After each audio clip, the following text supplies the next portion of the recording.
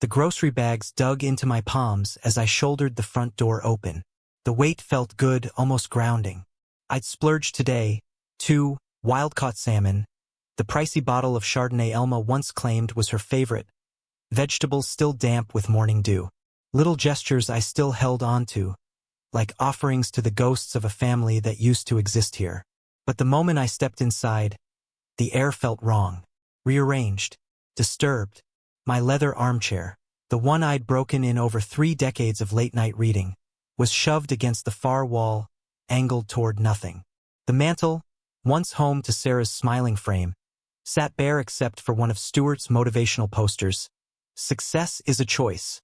A joke, if you asked me. My reading lamp lay unplugged on the floor like it had been in someone's way. And dominating the living room, Stuart's massive desk, his ergonomic chair, his filing cabinets, his laptop bag tossed casually on the rug like he owned the place. It hit me then, he probably believed he did. I exhaled slowly and walked toward the kitchen. Elma sat there, laptop open, eyes flicking over me briefly before sliding right back to her screen, as if I were a piece of old furniture she planned to replace. I picked up everything for dinner, I said gently. The good salmon. And that French wine you like. You bought the wrong butter again. She didn't even look up. I stared at the container in my hand. This isn't the one? It's fine, she muttered, fingers tapping. I unpacked the groceries one item at a time, my hands steadier than my heartbeat. The doctor's voice from earlier echoed in my head. We'll monitor the arrhythmia. Could be stress-related.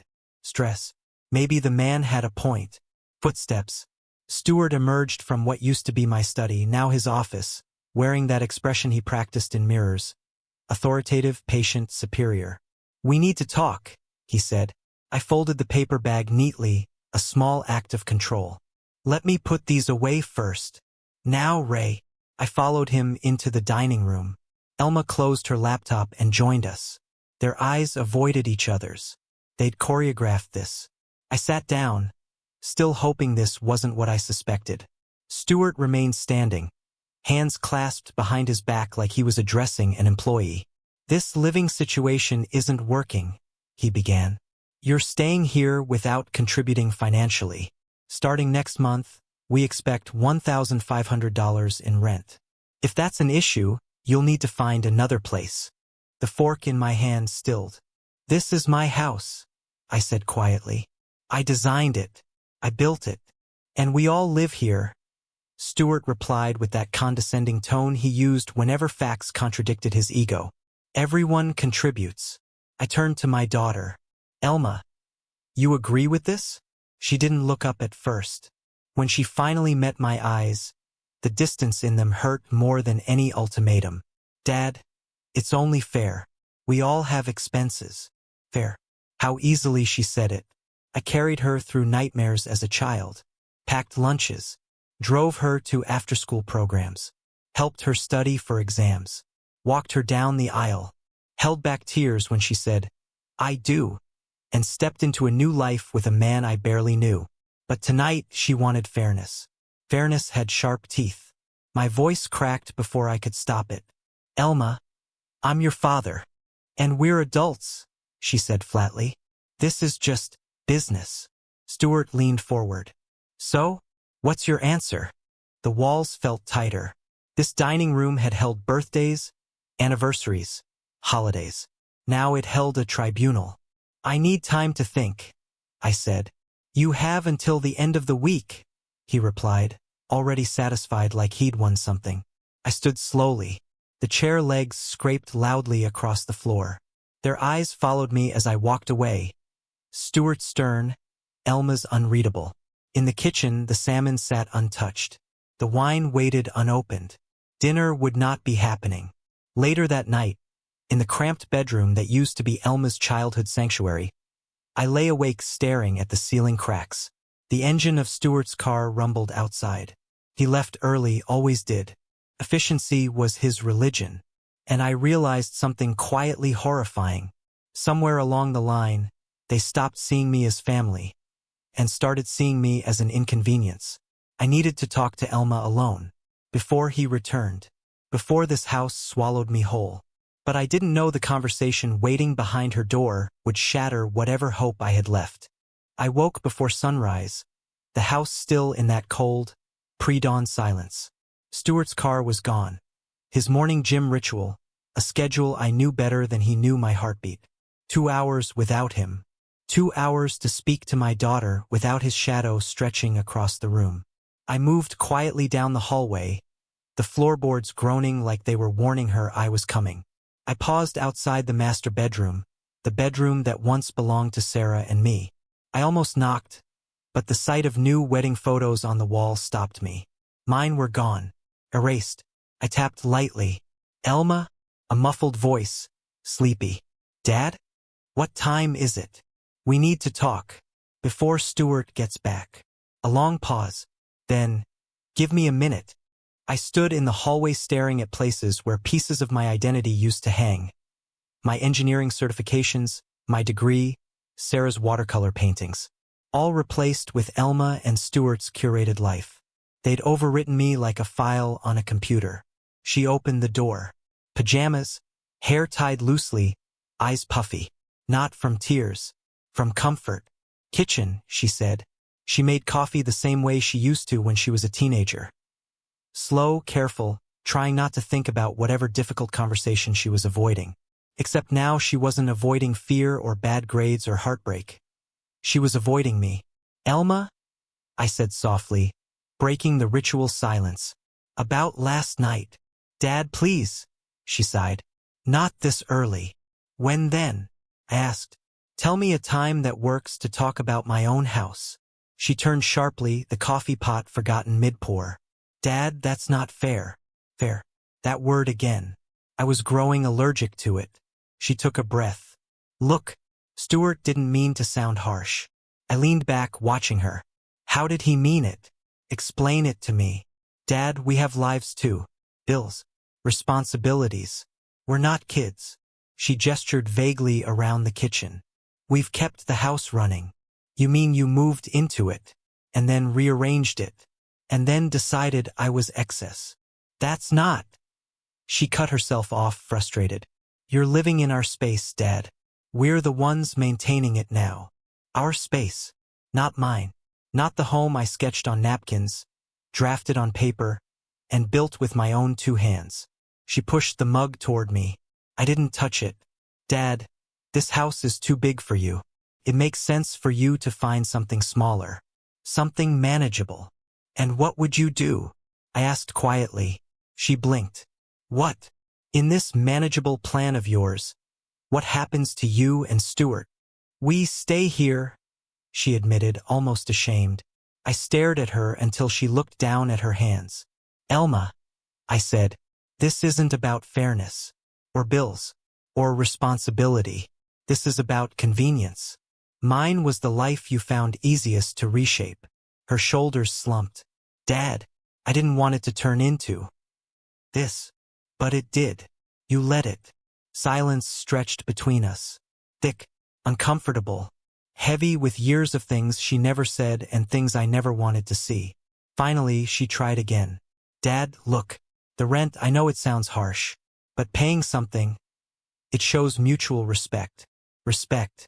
I reached into my wallet, pulled out the cash I'd withdrawn last night. 30 crisp bills. Her eyes widened. Here, I said. You'll want a receipt. A what? She stammered. A receipt. For rent. Since this is a business arrangement. Her face crumpled in confusion. Dad, we're family. Write the receipt, Elma. She hesitated, then pulled a notepad from the drawer. Her fingers shook as she wrote. Received $500. Rent for June. She signed it, pushed it toward me like it was burning her skin. I folded it, placed it neatly into my wallet behind my driver's license. Evidence. She set the bills aside, suddenly nervous. Dad, why are you acting like this? I stood. Exactly the way you asked me to. And for the first time, she looked scared. Not of me, but of something she didn't yet understand. Later, I drove to the library, sat among dusty law books, ran a finger across legal codes until I found the exact thing I needed. path out, plan for escape, a way to reclaim my life. Elma thought she'd delivered an ultimatum last night. She had no idea she'd just signed the first page of her own. The library was quieter than I remembered, quiet in a way that felt intentional, like the building itself understood that the people who came here weren't just looking for books. They were looking for clarity, or escape, or revenge. I nodded to the old wooden desk near the entrance as if greeting an old friend. The same smell lingered too. Aged paper, dust, and the faint scent of cleaning polish. Familiar, steady. Unlike my house, I made my way to the law section. Row after row of thick volumes on property rights, tenant laws, inheritances, topics I'd never imagined needing. I'd spent my whole life building things, not tearing them apart. But here I was, hunting for a legal exit from my own home. It didn't take long before a term caught my eye. A strange phrase, buried in the margins of an Oregon housing handbook. Seller rent-back agreement. I paused. Read it twice, 3 times. A seller could sell their home, finalize the deal, and still legally stay inside the property for up to 60 days while the new owners waited for possession. Protected, untouchable, unquestionable. A legal ghost in a house that no longer belonged to them. A slow breath escaped my lungs, because suddenly, for the first time in months, everything aligned. The path, the timing, the structure. I wasn't trapped. I was at the beginning. Looking for something specific? I snapped my head up. A woman stood at the end of the aisle. White hair neatly coiled. Glasses perched low on her nose. Volunteer badge pinned to her cardigan. She looked like someone who'd never forget a library card. Someone who still wrote letters by hand. Property law. Rent-back agreements. She smiled knowingly. Section 346.7. She reached around me with a practiced hand and pulled a thick volume from the shelf as if she'd been waiting for me to ask. First time researching this? She asked. In this context, yes. She studied my face. Not rudely, gently, as if she recognized the particular desperation found only in those who've been cornered by their own family. I'm Gloria, she said. Ray. Well, Ray, she said softly. Whatever brought you here, knowledge is the first step out. Her words landed more heavily than she knew. She walked away, leaving me with the heavy book open in front of me. And as I traced each law, each clause, each requirement, the architect in me resurfaced. Not the tired man eating alone in a locked bedroom. The builder, the planner, the man who could take a blank space and create a life. I pulled out my notebook and began writing. Find attorney. Discreet listing agent.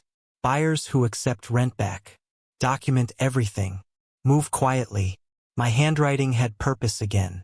2 hours passed in silence until the library's closing announcement echoed through the room. I returned the books but kept my notes. Pages and pages filled with the blueprint of my escape. At the checkout desk, Gloria stamped 2 books I'd decided to borrow. Find what you needed? She asked. I found a way forward, I replied honestly. She nodded. Good. Sometimes all people need is one real option. As I walked to the parking lot, twilight coated the sky in fading gold. My mind raced ahead, steps, possibilities, consequences. The house, once a sanctuary, had become a cage. But now I had found the key. When I returned home, Stuart was waiting in the living room like a guard dog who'd memorized his own rules. We need to go over some new arrangements, he announced, arms crossed. I braced myself. No use of the living room after 8 p.m. No guests without 24-hour notice. No cooking past 7 p.m. And keep your door closed. It looks neater. Every rule was another knife, slicing away pieces of who I used to be. And, he added smugly, starting next week, we'll discuss a legal arrangement for equity.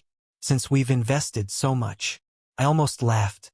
Not loudly, but inside, deep inside. Because while he was drafting house rules and imaginary ownership claims, I had drafted something else entirely. A legal plan, a financial exit, a future without them. I went to my bedroom, door closed as ordered, sat on the narrow bed and opened my notebook. Page after page of notes stared back at me. And in that quiet moment, I felt something I hadn't felt in a long time. Power. The elevator ride to the 14th floor felt longer than it should have, each number lighting up like a countdown to a point of no return. My reflection stared back at me from the mirrored doors. Tired eyes, pressed shirt, and a man who looked like he'd finally stopped apologizing for existing in his own home. The receptionist gave a polite smile. "Mr. Cook? Attorney Hollis will see you now." Her voice steadied me, but my heartbeat still thudded beneath my ribs. This wasn't like going to a doctor or filing taxes. This was something bigger. This was me taking the chisel to a structure I'd spent years enduring, stone by stone. Attorney Hollis's office smelled faintly of leather and old books, comforting and precise. He stood as I entered, mid-50s, gray hair at the temples, eyes sharp enough to see through excuses and lies. "Ray," he greeted. "Have a seat. Tell me what's going on." I sat, placed my folder on the desk, and started from the beginning. My house, my daughter, my son-in-law, the rent they demanded, the rules, the slow suffocation of my own life inside walls I built. Hollis didn't interrupt. Not once. He simply took notes, sometimes nodding in that calm, assessing way lawyers have when they're reconstructing the skeleton beneath a story. When I finished, he opened my folder and examined the deed, the blueprints, and finally, the handwritten rent receipt from Elma. He lifted it delicately. "This is good," he said. "Good?" It felt humiliating to take it. He shook his head. "It's evidence that they see you as a tenant, not family. And since there's no actual lease, they legally have no rights. They're not tenants. They're guests." Guests. The word tasted sharp and clean, a truth wrapped in legal clarity. "So," I said, "I can sell." "You can absolutely sell," he replied. "It's your property. No shared ownership. No co-signers. No legal encumbrances. They have no claim." A weight slid off my chest. For the first time in almost 2 years, I felt the floor beneath me solidify. "But," he continued, "you'll need a discreet real estate agent, one who understands privacy, and buyers willing to accept the rent-back terms." "I found those terms yesterday," I said quietly. He smiled. "Then you're ahead of most people." He printed out the necessary forms, explaining every step with the calm confidence of someone who'd done this hundreds of times. "You'll live in the house for up to 60 days after closing," he said. "Legally, without argument. When the new owners take possession, they'll have the right to issue a formal eviction notice to your daughter and her husband. They'll have 30 days to leave." "Will they know before that?" I asked. "Not unless you tell them," he replied. "Or unless they somehow discover the sale on their own. But with a private listing, that's unlikely." He leaned back, studying me again. "One more question. Are you prepared for the fallout? For what this will do to your relationship with your daughter?" I swallowed.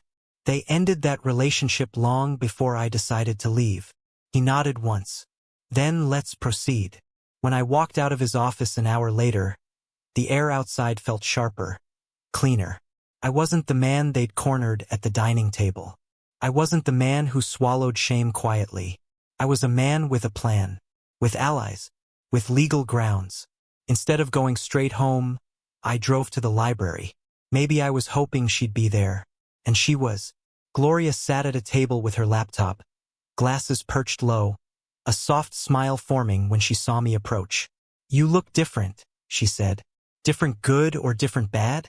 "Different, free." I sat across from her. "I met with the attorney. And it's happening." For a long moment, she just looked at me, like she could see the pieces of me falling back into place, like she recognized what it cost me to get here. "You know," she said softly, "you're allowed to start over. People think starting over is for the young. But that's not true. Reinvention is for anyone brave enough to choose themselves." And for the first time, I allowed myself to believe I could. We talked about her retirement plans, my architectural days, our morning walks, things that felt real, untainted. When I went home at 6:45, the house felt smaller, darker. Stuart was standing in the hallway as if he'd been waiting to assert himself again. "We need to go over new arrangements," he said, lifting a notepad full of more rules. But I barely heard him, because I'd already moved beyond him. He just didn't know it yet. I didn't sleep much the night before the viewing. Not from fear or guilt. Those emotions had been wrung out of me months ago, but from anticipation. The kind that settles in your bones when you know something irreversible is coming. Stuart and Elma had left the night before for a weekend trip. One I'd encouraged with fake warmth. "You two need a break," I told them. "Take some time. Recharge. The house will be fine." They believed me. Of course they did. People who feel in control rarely look for traps. The house was silent when I woke. A silence that didn't choke. A silence that felt mine again. Strange, considering I was about to give it away. I opened the curtains. Something Stuart claimed wasted cooling efficiency, and sunlight flooded the rooms like it belonged there. For a moment, I saw the house the way it had been when Sarah and I first moved in. Soft, warm, full of life. A home we'd built together. Now it was simply a structure. One I was ready to let go of. At 2 o'clock on the dot, the doorbell rang. I opened it to a family of 4. A husband and wife, both in their 40s, and 2 teenagers who couldn't pretend they weren't excited. The realtor, Sarah, smiled. "Mr. Cook, this is the Chun family. They've been looking at your listing since the moment it went up." My listing. The word tasted bittersweet. We started the tour. From the beginning, I could tell Michael, the father, was different from most buyers. He didn't just walk through the house, he studied it. He ran his hand along the exposed beam in the living room, noticing the joinery most people ignored. "You don't see craftsmanship like this anymore," he murmured. "I designed it myself," I said, back when I still believed in perfect lines. His eyes lit with genuine appreciation. "You're an architect?" I corrected. "Now I'm a man who knows where every nail in this house sits." He laughed, not mocking, but impressed. In the kitchen, his wife Jennifer stood by the window. "The natural light is beautiful," she said, "even in the afternoon." "That was intentional," I replied. "My wife always loved morning brightness. I wanted the kitchen to glow." She smiled softly. "You can tell this place was built with care." The teenagers wandered off, claiming rooms, arguing playfully over closets. Their bickering echoed through the hallways in a way that felt strangely comforting. The house liked them. I could feel it. Back in the living room, I unfolded the original blueprints. The Chens leaned over them with almost reverent attention. "This is art," Michael whispered. "If you're willing, I'd like to frame some of these if we buy the house." Something tightened in my chest. Not pain, but relief. For the first time, I wasn't handing my home to people who wanted to strip it for their own comfort. These were people who saw the craft, saw the intention, saw me in it. When Sarah pulled me aside in the kitchen, I already knew what she'd say. "They want to make an offer." I kept my voice steady. "What are they thinking?"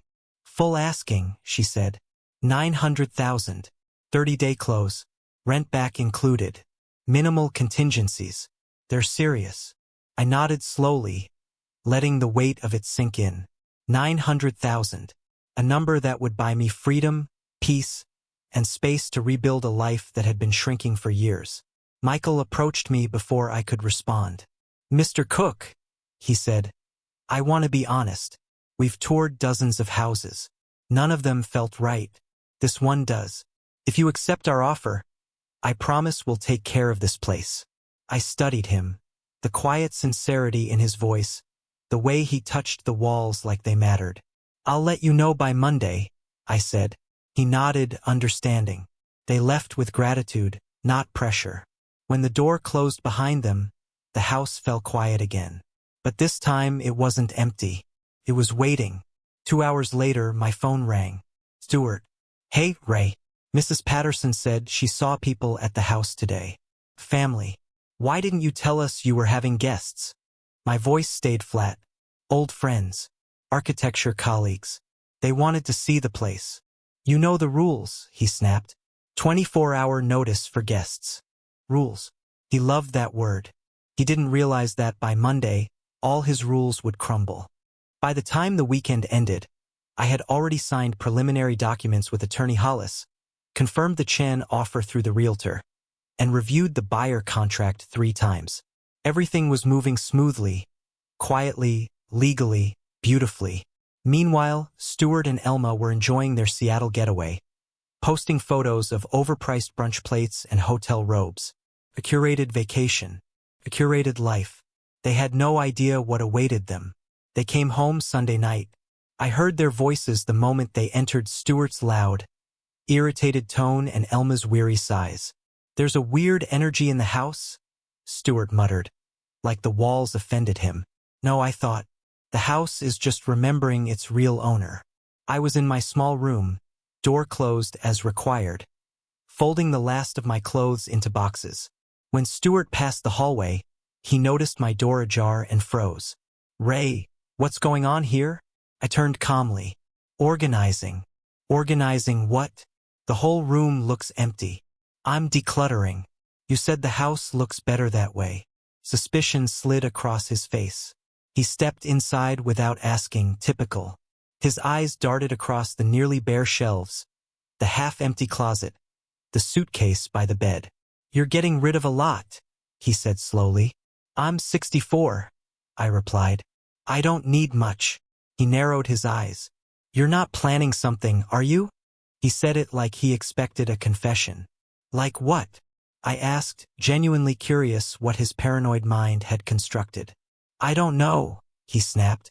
"You've been weird, distant." I smiled softly. "I'm following your rules, Stuart. Staying out of the way. Isn't that what you wanted?" His mouth tightened. He couldn't argue.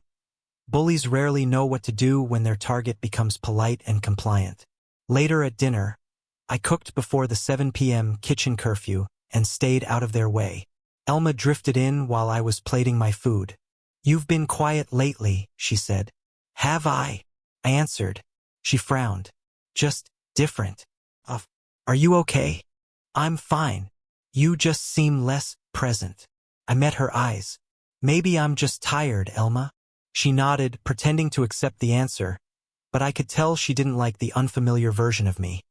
Controlled, detached, unreadable. Good. Let them feel uneasy. That night, I sent a quiet text to Hollis. "Everything on schedule. Closing in 9 days." He replied within minutes. "Stay consistent. Keep moving items slowly. They won't suspect until it's done."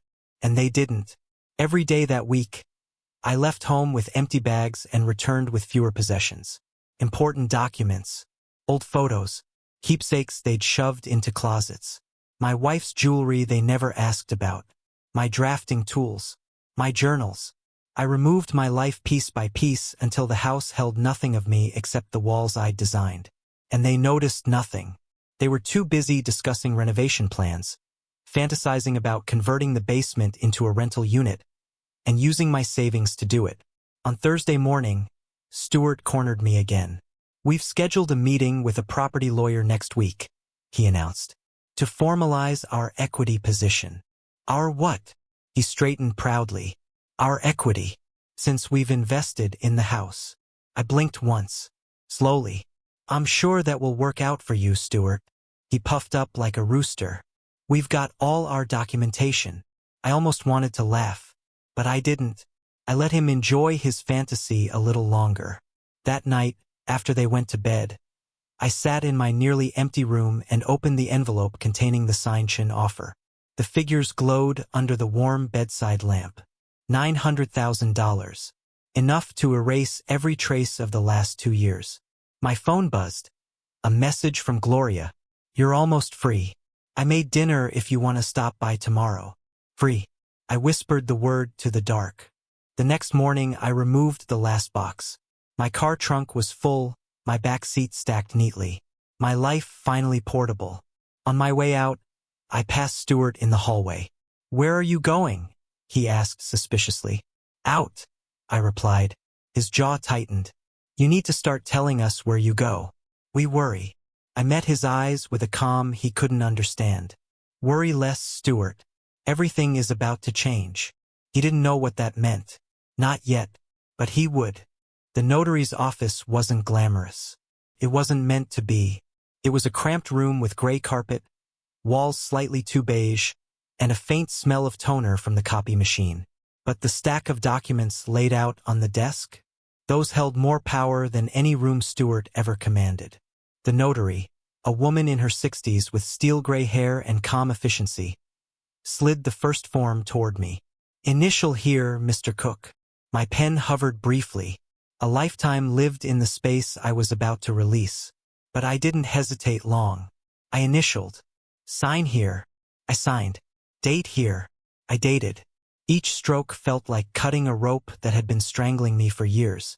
Attorney Hollis stood beside me, hands folded behind his back, watching with a quiet satisfaction.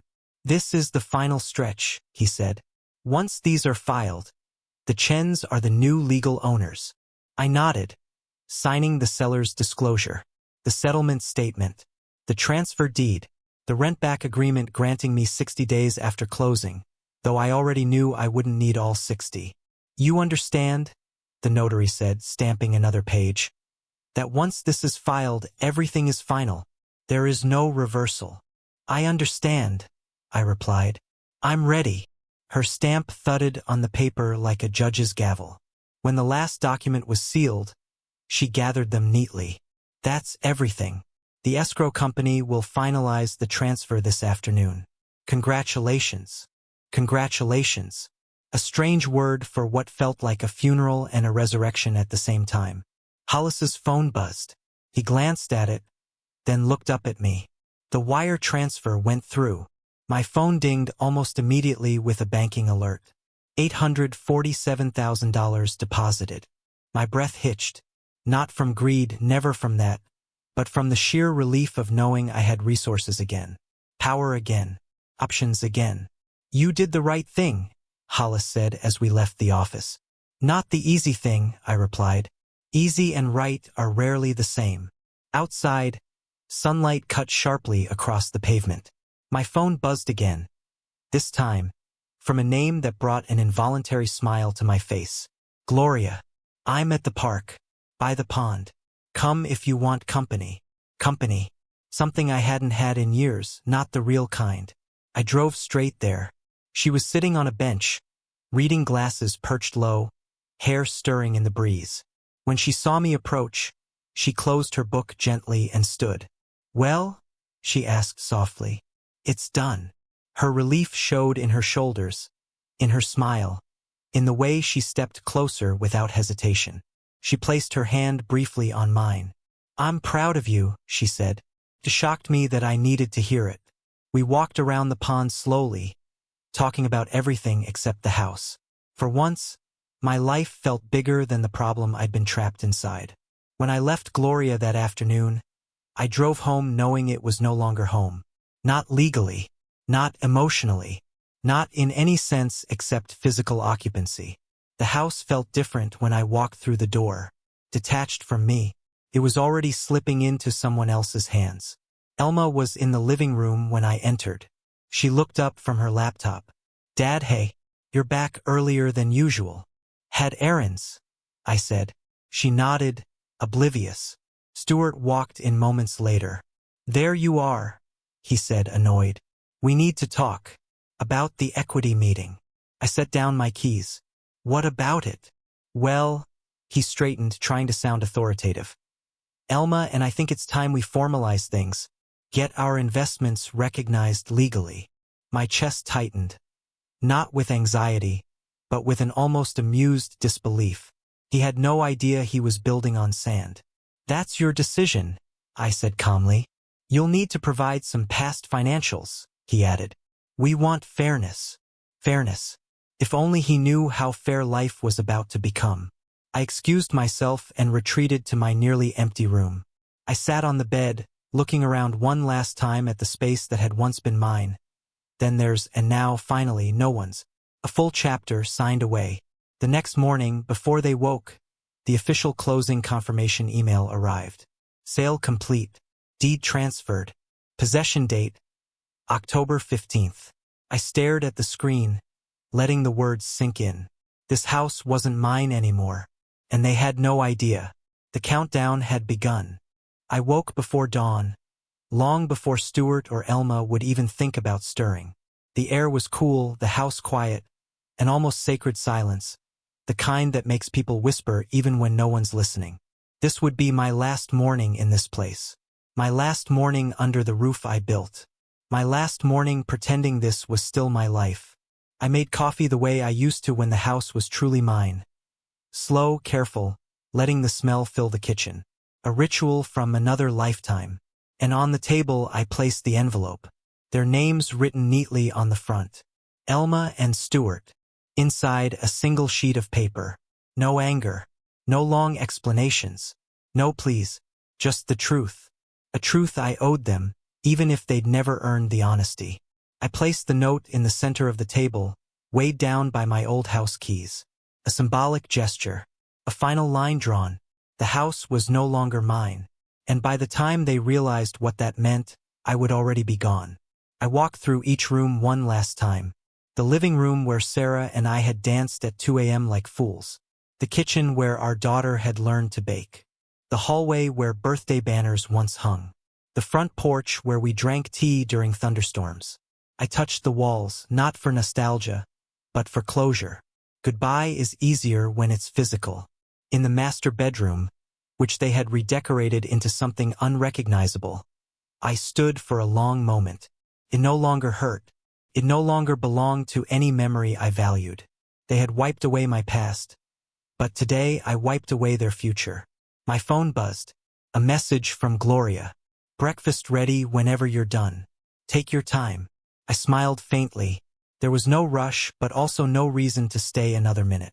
I gathered my bags, my car keys, and took one final look at the house.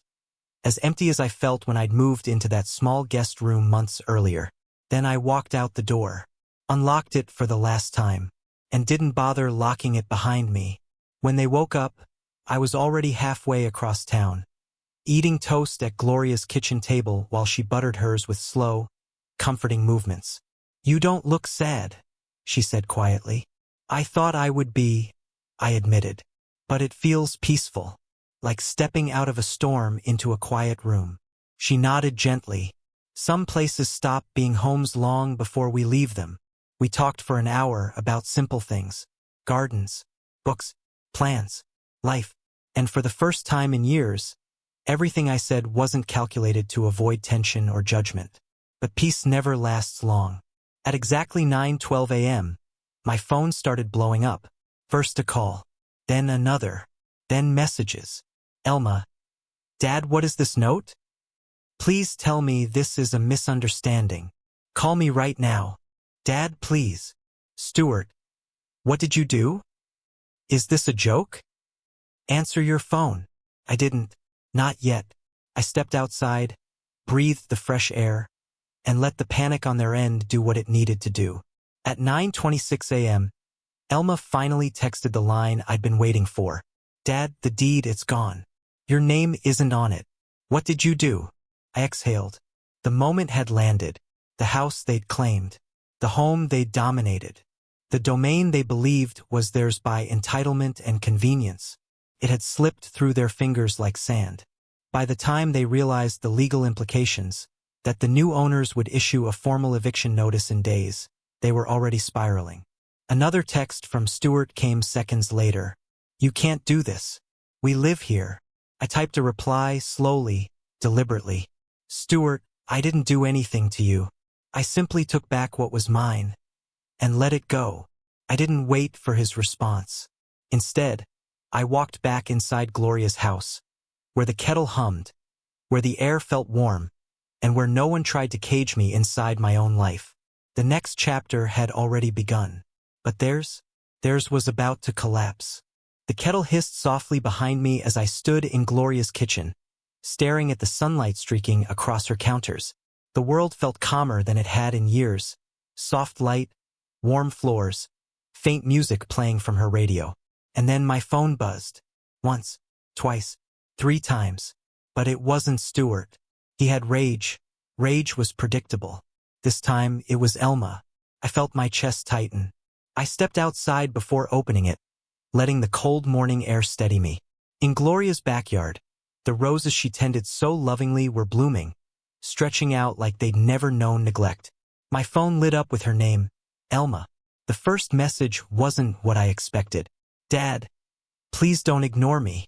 I need to talk to you. Privately. No anger. No accusations. No demands. Just fear. The next message came quickly. I didn't know Stuart said those things to you. I didn't know he made you pay rent. I didn't know he made rules. My breath caught. Now she knew. The moment I left, the house must have shifted. His mask must have cracked. Their fragile balance shattered the moment my presence slipped from the equation. Another message. Dad, when I read your note, I cried. I don't know when we became those people.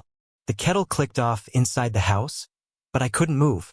My thumb hovered over her words as if touching them too hard would make them crumble. Then she sent a longer message, one that made my heart twist in ways I wasn't prepared for. I'm sorry. I let him control too much. I let him dictate things. I didn't step in. I didn't protect you. But please, tell me where you are. I need to see you. I closed my eyes. Because the truth was brutal, part of me had wanted this. Part of me had wanted her to realize how far she'd followed someone else's leash. But hearing it now, seeing her vulnerability, it hit deeper than I expected. Behind me, the screen door opened. You okay? Gloria asked quietly. I turned. My daughter messaged. She nodded, waiting, not prying, just present. I handed her the phone. She read the messages carefully, her eyes softening. Do you believe her? She asked gently. I want to, I admitted. But wanting and trusting, those aren't the same thing. Gloria placed the phone back in my hand. You can forgive without returning. You can love without sacrificing yourself. Her words felt like a hand on an old bruise, firm, but healing. My phone buzzed again. Another message. Dad, I know you sold the house. I know you had every right. I just want to understand. Please don't shut me out. I typed a response. Deleted it. Typed again. Deleted again. How do you talk to your daughter when the gap between who she is and who she used to be feels like a canyon? Gloria sat beside me on the bench under the fig tree. Maybe start with honesty, she whispered. Not the painful kind. The clean kind. Clean honesty. Maybe she was right. I finally typed. Elma, I'm safe. I need some time. I'll talk to you when I'm ready. I hesitated, then pressed send. Her reply came instantly. Are you with someone? Are you okay? Please just say you're not alone. My throat tightened. Not from guilt, but from the realization that she didn't want me for the house, the rules, the obligations. She wanted me because she was afraid. Afraid she'd lost her father. I looked at Gloria, who was watching me with concern. Should I tell her where I am? I asked. Gloria shook her head gently. Not yet. Let her sit with the truth first. Let her understand the real cost of what happened. I leaned back, exhaling slowly. The truth was settling in. I wasn't leaving my family. I was leaving a version of my family that had stopped seeing me. My phone buzzed again. A final message for the morning. Dad, I don't care about the house. I just want you. I'm sorry. Please don't disappear on me. I closed the screen. Not from anger. Not from hurt. But because sometimes, stepping away is the only way to let someone step toward you. Gloria placed her hand over mine, a quiet anchor in the storm. You're not a villain, she said softly. You chose self-respect. She'll understand that one day. I hoped she was right. I prayed she was right, because silence can heal, but it can also destroy, and Elma was standing on the edge of both. 3 days passed before I agreed to see Elma. 3 days of messages, short calls, long pauses, and silent questions neither of us could answer yet. 3 days where the weight of years finally began shifting. Not from anger, but from recognition. We agreed to meet at a small public garden near downtown. Neutral ground. Open air. No walls that had witnessed our old patterns. Gloria offered to come with me, but I shook my head. This is something I need to face, I told her. Then face it, she said gently. But don't let guilt be the voice that speaks for you. Her words steadied me. I arrived early and sat on a stone bench beneath a willow tree. Its long branches swayed softly, like they were guarding the conversation about to happen. At exactly 4:03, I saw her. Elma walked toward me slowly, hesitant, small, nothing like the confident woman who once stood beside Stuart demanding rent like she was protecting her territory. But she wasn't alone. Beside her walked a woman I didn't recognize. Mid-30s, crisp posture, eyes observant. Not hostile, not comforting. A therapist. My stomach tightened, not from fear, but from surprise. Elma stopped in front of me. "Dad, thank you for meeting me." Her voice cracked on the last word. The therapist nodded politely. "Mr. Cook, I'm Dr. Linton. I'm here only for support. I won't interfere unless you want me to." I nodded, appreciating the neutrality. Elma sat on the bench across from me, hands shaking lightly. "Dad, I don't know where to start." "Anywhere," I said. "I'm listening." She sucked in a shaky breath. "When I read your note, panicked. But not because of the house." She paused. "I panicked because I realized how far I let things go." Dr. Linton watched her gently. "Take your time." Elma turned to me again. "Dad, I didn't know. Not fully. Not the way you experienced it. Stuart controlled everything. Every decision. Every conversation. He isolated me slowly, quietly, not in the dramatic way people imagine, but in the subtle way that feels like normal life until it's too late." Her words cut through the air like a blade. "I should have seen it. I should have protected you. I should have protected myself." Her eyes filled with tears. "I wanted your life to blend with mine, but instead I let someone else overwrite both." My chest ached. Not from anger, no, that had long burned out. From the quiet grief of seeing my daughter return to herself. She continued, voice trembling. "When you left," he snapped, yelled, threw things, blamed me for letting you win. He called you manipulative. He said you were trying to destroy everything we built. "And what do you believe?" I asked softly. She wiped her eyes. "I believe I was blind. And I'm sorry, Dad. I'm so sorry." The apology felt like a key turning in a lock that had been rusted shut for years. "I'm not angry at you," I said. "I was hurt, but not angry." She let out a breath she'd been holding for too long. "I'm leaving him," she whispered. My breath stilled. "What?" She nodded slowly, painfully. "I stayed because I thought stability mattered more than peace. But you showed me peace is a kind of stability too." She looked down at her hands. The eviction notice arrived today, and instead of panicking, I felt relieved. Relieved. A word carrying more truth than anything Stuart had ever said. "I'm checking into a small apartment," she continued. "Just me. I need space, and help, and time.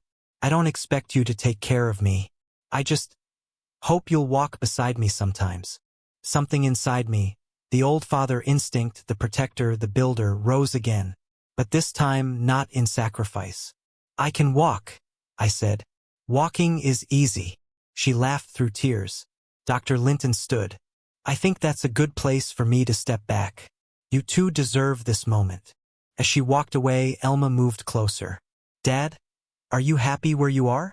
"With her." I knew who she meant. "Yes," I said simply.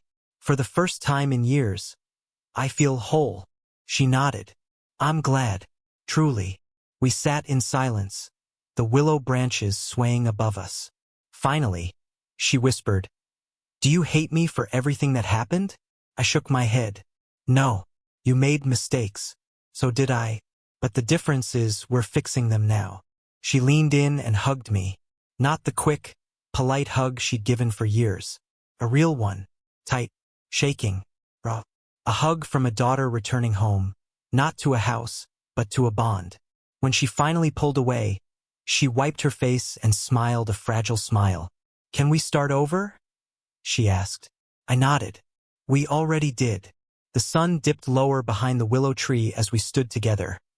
No longer weighed down by walls, rules, or expectations. Just two people rebuilding what mattered. The house was gone. The past was gone. But the future, the messy, warm, unpredictable future, was finally ours again.